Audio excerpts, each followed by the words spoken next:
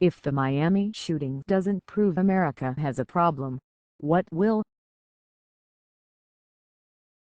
Charles Kinsey, a behavior therapist from Miami, Florida, was shot by police 3 times in the leg Monday while trying to help an autistic patient who had run away from a group home.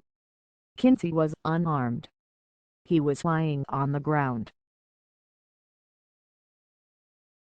He had his hands up. He was still shot. And he could have died.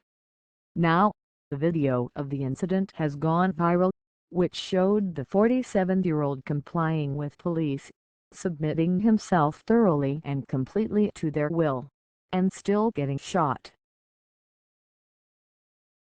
Kinsey's account of the officer's response to shooting him speaks volumes.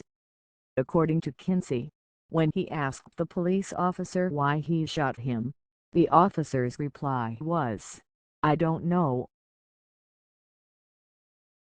This Miami shooting was the culmination of what has possibly been some of the roughest, bleakest weeks in American history. But if these past few weeks didn't convince those in denial that America has a serious problem when it comes to police brutality and racism, which need solutions instead of denial, what will? Last week, during a July 13 broadcast of her Fox News show, Megyn Kelly questioned whether or not Philando Castile had possibly drawn his firearm or threatened the police officer who shot and killed him. She questioned his innocence despite the existence of a video which showed him bleeding out in his car, with a child in the backseat, and his girlfriend Diamond Reynolds insisting he complied with the officer even as the officer continued to point his gun at her.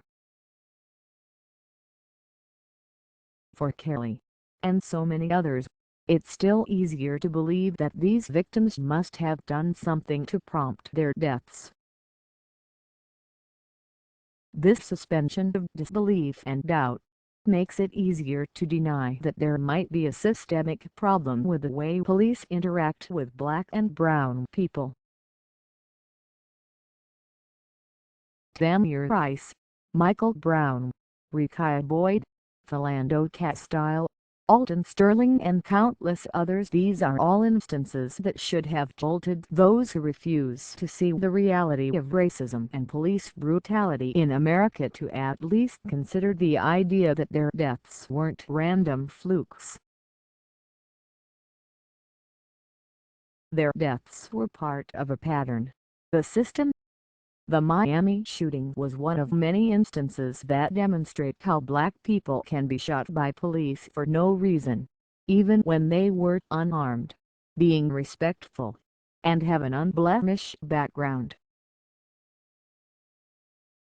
Until we can actually heal from these shootings, both of black folk and police officers, we need to question the senselessness of a system wherein the cop can admittedly shoot someone for no reason and, oftentimes, get off with nothing more than administrative leave.